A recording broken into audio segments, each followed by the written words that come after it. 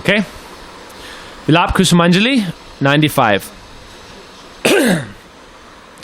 Kenapi dosha lava matra lavane devi shantadyamana iha dira mate tvayochai roshena tallalitaya kila niyamana sandrakshate kimumanak sadayam janoyam.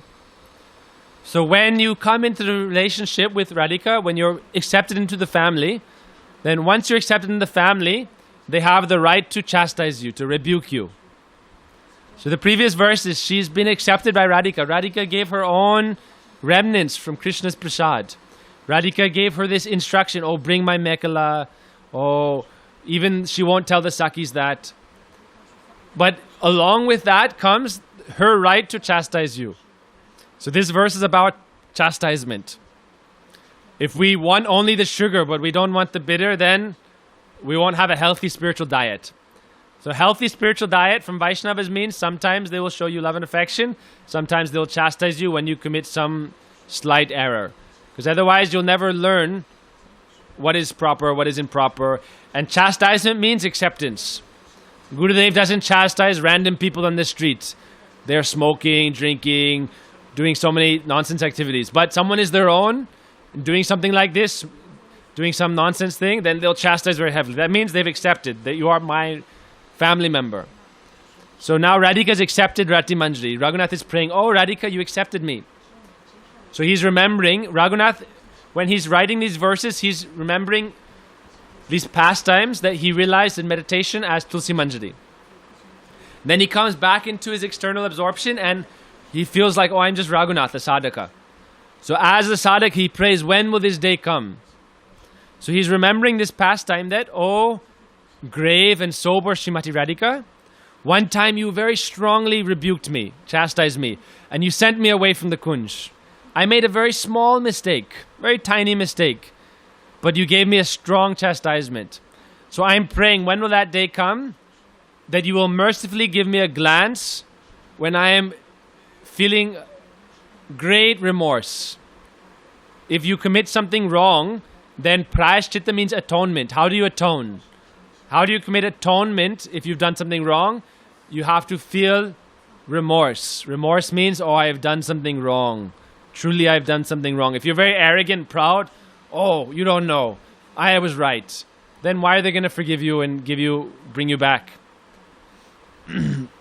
But if you have sambandha, if you have relationship, they can chastise you and even tell you, get out. But you'll never leave.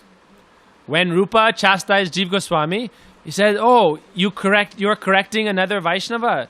You aren't humble. You haven't learned, Mahaprabhu said, Trinadapi Sunichana, be humble. You haven't learned humility. Leave. So if you have no sambandha, you'll just cry and then leave and think, oh, I'll find some other Vaishnava, I'll go somewhere else. But Jiva Goswami never left. He went and he lived in a crocodile cave. And day and night he was chanting, Ha Rupa, Ha Rupa, Ha Sanatan. And then he was so absorbed in this prayer that the villagers seeing Sanatana Goswami, they said, oh, we thought you were a great sadhu, but now there's a sadhu who's 10 times greater than you.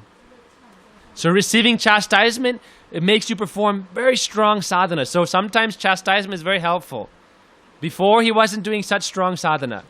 But when he got chastisement, he was living in a cave and weeping, calling out Ha Rupa, Ha Sanatan, day and night. Not begging anything, only day and night weeping. And Sanatan found him, carried him in his arms to Rupa and said, oh, you are giving mercy to all the jivas. What about this jiva? And then Rupa saw him and began to weep and call out like a cow who has lost her calf. And then embraced jiva and accepted him back. So if Vaishnavas sometimes chastise you, you should accept this as great mercy. Chastisement from Vaishnavas is their great mercy. It means now they've accepted me as one of their own, and therefore if I'm doing something wrong, they're correcting me, because I am part of their own family. If they don't correct me, then who knows what will happen? I will be misled. I will leave. So in this verse, now Rati Manjari has been chastised by Radhika. So what is the pastime behind this? Why did Radhika chastise her? So Prabhuji describes this pastime very sweetly in different classes, and also here he describes it somewhat. And he gives a few different examples. So we'll talk about that quickly and then we'll be done. In the first verse of Vilapa Kusumanjali, So we're coming towards the end now. So in the beginning of Vilapa Kusumanjali, Raghunath is glorifying his Guru Saki Rupa Manjari, saying Tvam Rupa Manjari Saki Pratita Puresmin Pungsa Parasya Varanam Nahi Pashisiti Bimbadare Shatamanagat Bhartirayate Vidayaki Mutachchuka Pungavena. O Rupa Manjari, you are so chaste, you are famous for your chastity, and your husband is gone since some days, and yet you have a cut on your lips. Perhaps this was done by Chuka Pungavena, the best parrot of Braj. So this is Raganuga pranam to one's guru. And he was describing that one time Krishna came and kissed Rupa Manjari, thinking that, confused, is this Radha, is this Rupa? And also Gurudev mentions in those commentaries that without Radhika's desire, Krishna would never do like this. With the Sakis, maybe. But with the Manjaris, he's very afraid. I don't want to disturb Radhika. They are her own Manjaris. But by Radhika's own desire, Radhika, like she gives the Tambula to another Manjari, this is Shamras. So sometimes Radhika may send Krishna. This is Gurudev described this in 4 or 5 places in his commentary. So this is in the beginning. But now, Radhika is rebuking Rati Manjari. So then Gurudev tells the pastime, Prabhuji tells the pastime that one time Krishna was trying to enter to see Radhika, enter the Kunj. And Rati Manjari was standing guard. And this Kunj was a big Kunj. So Radhika there's different gates. Like flower, bower gates. And Radhika was inside in some distance. But Radhika is also very sharp. She can hear very well. So even Radhika may be inside the Kunj, and Rati Manjari, like sometimes we're in Prabhuji's room talking and joking. He's in the inner part. We think Prabhuji doesn't understand what we're talking about. But Prabhuji is very intelligent. Prabhuji knows everything. If you're talking Prajalpa, then Prabhuji can give some glance and immediately you know, oh no, he caught us, So Radhika is inside the Kunj, and Rati Manjari is outside, and Krishna comes, and Krishna begins to tease Rati Manjari. And Krishna begins to say, oh, Rati Manjari, oh, you're such a great Manjari. Radhika has taught you how to sing so nicely and play the kachabi, and you are reading poems to her. Oh, you bring her mekhala. You're such a nice sevika. And so Krishna began to tease her. And then he was saying, it said, if you want something from someone, first you should glorify them. So Krishna was glorifying Rati Manjari, and then he said, oh, just let me in the Kunj. You're such a nice, sweet Manjari. You should let me in the Kunj. But she had standing orders. Radhika was in Man. So she had standing orders, don't let Krishna in. And Radhika said, I don't want anyone talking with him. That Krishna is such a rascal. If you talk with him, then speaking is like magic words. Krishna knows how to speak in such magical words that he'll charm you and he'll capture you and bring you to his own side. Like one time, Radhika's Sukha parrot, he was always with Radhika. Radhika's feeding him kheer, pomegranate seeds. One time he heard Krishna Krishna was playing the flute, and it came into Radhika's kunj in Vilasgar. And hearing the sound of Krishna's flute, it was like a poison. Krishna's flute song was so sweet, calling Radhika. She could not tolerate the viraha, and the highest state of viraha separation is senselessness. When you cannot tolerate separation, you fall senseless. So Radhika fell senseless, and Sukha was like a hunter shot my Radhika with the arrows of this sweet flute song. So he was very angry, and he flew to find where the flute song was coming from. And he found Krishna. And Krishna was sitting with Kusumasa of Madhumangal on top of one of the Gokarnas, Gopurna, the towers outside Nanda Bhavan. And Krishna was practicing on his flute. Madhya Yashoda had recently given him a new flute, so he was practicing. So Sukha was very angry that, why are you disturbing my Swamini Radhika? And Krishna saw him, and he called him closer, and then Krishna began to pet him, give him some sweets, he bribed him. Then Krishna took him into his room. And Krishna is so charming and sweet by speaking with Sukha, Sukha became mesmerized. And he was just sitting in Krishna's hand like a doll. And Radhika, when she woke up, where's my Sukha? And Lalita Vishaka knew, he must have gone to see Krishna. So she went to Nanda Bhavan and took him back by force. That they went into Krishna's room. She told Yashoda, have you seen Krishna? He's in his room. Go look. I think he stole my Radhika's parrot, Sukha. And then they told Yashoda, Krishna is always staying with animals. He'll become like an animal nature. So you should give him back to us. He stole him from us. And so by force they took Sukha back. And Krishna said, if he is your Sukha, then you should call him. If he wants to go with you, he can go. And so Sukha was looking to Krishna's sweet, beautiful face. And Krishna was feeding him so sweetly, keeping him in his hand, petting him. And then he was looking Lalita Vishaka, looking Krishna, looking Lalita Vishaka. But then they taught him. Lalita Vishaka said, don't you remember your Radhika? You're forgetting your Radhika. So immediately hearing Radhika's name, he remembered Srimati Radhika and flew back to them and then went back to Radhika. So Krishna is so charming. Radhika said, don't talk to Krishna. Krishna is so tricky. If you talk with him, hear his words, he'll be able to trick you and charm you. So Krishna was teasing Rati Manjari with different sweet words and trying to move around like a bumblebee, moving around, pinching, poking, seeing if there's any opening in her defense. And so finally, after like a few minutes, Rati Manjari could no longer tolerate, and she spoke some tricky, sharp words to Krishna. And they had this like short dialogue. And then Krishna was very satisfied. He felt like, now I've won the battle, because I got her to talk with me. He knew Radhika had given instruction, don't talk with Krishna. Right now, Radhika was in Man, so she had told the Manjaris, don't talk to Krishna, don't let him in. So Krishna felt, now I've achieved victory, and very happily smiling and dancing, he ran back off into the forest. Shortly after that, Rati Manjari was feeling, oh no, I might get in trouble. So as she entered back inside the Kunj, she saw Radhika was not looking at her. Radhika was turned away, and she came close, trying to do some seva. And then immediately Radhika looked at her and shouted, get out! She was like, sometimes Vaishnavas are mad, then the first man is they won't look at you. If Radhika is angry or Krishna is at Krishna, she won't look at Krishna. So if Vaishnavas are angry, they won't look.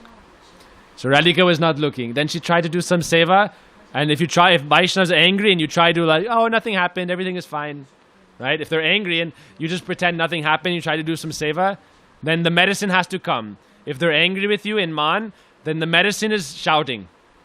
And if they shout at you, then it, like this, like Keshav, then all of this comes outside, and then it's clean. So Radhika turned and said, hey, get out. You're not able to follow my instructions, leave at once. So in this way, Radhika chastised Rati Manjari, and immediately she began to weep and lament and beg, no, please. But then she followed her instruction and left. And then she went just a short distance away, and if we get this mood, if we're ever chastised like this, like get out, after millions of lifetimes of sadhana, we're fortunate enough to achieve Radhika's seva. This is the mood of the sadhaka. Raghunath is a Nityasiddha, Radhika's associate. But the mood of the sadhaka is that, after so long I get a chance to serve you. And then I make a little mistake and you kick me out. So then what is the mood? Karuna na hoile, kandia prana na rakiboar. If you don't give me your mercy, weeping and weeping, I'll give up my life. So Rati Manjari, this is the mood of the Chataka bird. We're supposed to follow the Chataka bird. The Chataka bird will only drink water coming from the rainfall from the Swati Nakshatra constellation cloud. When there's a rainfall coming in the Swati Nakshatra constellation, which is very auspicious, the most auspicious constellation, then only that time the Chataka bird will drink water directly from the rain. So the mood of the Manjaris and our Vaishnavas, and what mood we should cultivate, is that Ananya Bhakti, Ananya Chintayanto Mam, only you, only one pointed. If you don't give me your mercy, I'll give up my life. So Rati Manjari left, and she began going a little bit away and was weeping and weeping and weeping in great sadness, feeling like I won't eat, I won't drink, I won't go home until I get Radhika's mercy. So Lalita Devi is very merciful. If Lalita Devi sees that Radhika has chastised any Manjari, then if you pray to Lalita Devi, then she will convince Radhika, because she is like Radhika's minister, right? Chief minister. So if Lalita Devi counsels Radhika, you should forgive, it was an innocent mistake, you should accept her back, then Radhika will be bound to accept us again. Like if Guru is angry with us, we pray to Param Gurudev, and Param Gurudev will tell Gurudev, because he is more senior. So if Gurudev is mad at us, we pray to Param Gurudev, grandfather, my father is very angry at me, you should tell him I'm sorry and pray that he should forgive me. So in the same way, Rati Manjari is praying to Lalita because she's older than Radhika and she is like Radhika's counsel. So here Rati is praying, I will pray and Lalita Devi will come and see me, and seeing my condition that I'm about to give up my life, she will go and request Radhika, oh, you should accept her again. Now she has performed prayashchitta. What is prayashchitta? Atonement is that you feel great remorse and you weep and feeling like, oh, alas, alas, how I've done this. This is the value of a tear. Tears are very valuable. If you cry and weep in great sorrow, great lamentation, then that tear is more valuable than mountains of gold. That's why in Kurukshetra, Narad told the queens, you got married without my permission to Krishna. Give me dakshina, I am Krishna's guru. And Rukmini, they tried to put all their ornaments to equal the weight of Krishna. Narad said, give Krishna's weight and anything you can as dakshina. Otherwise, I'll make it divorce. So they gave all their ornaments, but it did not equal Krishna's weight. And then he said, go take shelter of Radhika. Radhika gave one tulsi leaf with one tear, and they put that on the side of the scale, and immediately the scale, tulsi went down and Krishna went up. So the value of a tear is very valuable, but it shouldn't be a crocodile tear. Genuine mood of repentance and prayer, lamentation. So seeing Rati Manjari's tears, Lalita Devi accepted her. And when Radhika had given her this strong chastisement, then when Rati Manjari was praying for forgiveness, what was she praying? She was praying the next verse. Tavevasmi, tavevasmi, najivami tvaya vina, iti vigyaya devi tvam, nayamam charanantike. Verse 96, very famous Vilapa Kusumanjali. This is the most famous Vilapa Kusumanjali verse. I am yours, tavevasmi, tavevasmi. I cannot live without you, najivami tvaya vina. Iti vigyaya, knowing this, vigyaya, tvam devi, oh Devi, you should accept me as your own. Nayamam charanantike, accept me at your lotus feet.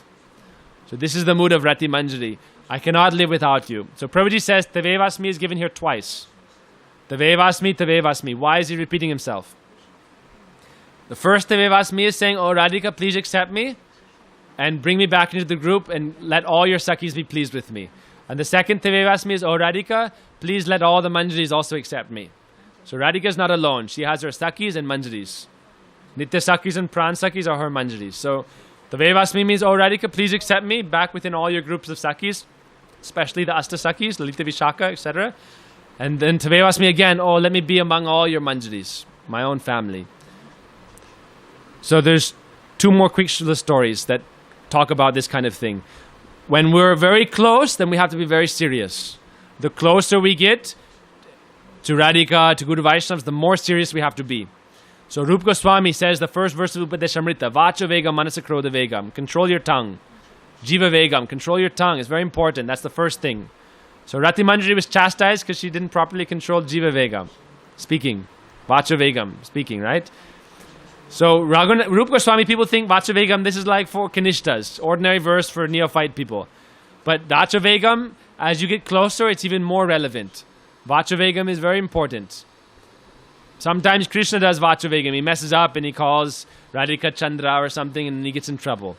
So the closer you get to Radha Krishna, the more careful you have to be about following proper etiquette. So there's different pastimes. We see Narottam Das Thakur. He was doing bhajan with Lokanath Das Goswami and Krishna came to test him. And Krishna went to Lokanath and said, give me water, give me water. But Lokanath was so absorbed in his bhajan, serving Radhika, that he didn't give Krishna the water. Krishna came in the guise of a farmer. If people know this story, it's a famous story. So then he left Lokanath and went to Narottam's kutir. Oh, give me water, give me water. Some people say this is ordinary farmer, but all the Vaishnavas say this is Krishna because there were many houses and many water pumps. So why would he come to a Babaji's kutir?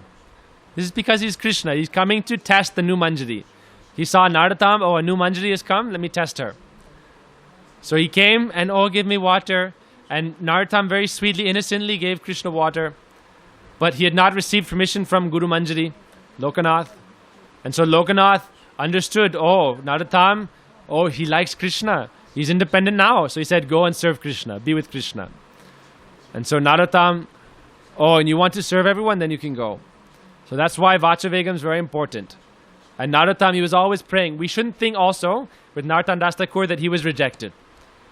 Lokanath, Loke Rajivan. He was always with his Gurudev and always preaching, always singing beautiful songs. So this means if you're able to follow bhakti, Guru is ultimately still happy with you. Otherwise, you would become dry like sand. But you're still performing bhakti, then Guru is not completely displeased with you. But that's one example. Narottam Das Thakur, you should be careful what you do. Krishna says, serve me directly, but you should get permission from the Manjaris and Radhika. Okay, so there's some other pastimes now, but I think it's getting a bit late. I'll tell one quick one. One time in Keshaji Gaudiya Math, Prabhuji was talking with a policeman while cutting vegetables. And they were speaking for like 30, 40 minutes, 20 minutes. And then Gurudev was sitting on the other side of the room. And at one point he just shouted, hey, what are you doing? Why are you talking so long with this person? You should leave him alone. And this policeman became kind of shocked and got up and left. Why is Gurudev chastising Prabhuji for talking to the policeman? But Prabhuji is so close to Gurudev, he's saying, why are you dividing your attention? Why are you dividing your heart? You're cutting sabji for Radharani, for cooking in the kitchen. Why talking to this ordinary person? So that's why Tavevasmi, Tavevasmi. The more close you get, the more serious and careful you have to be. And Vacho Vegam applies the most in that realm.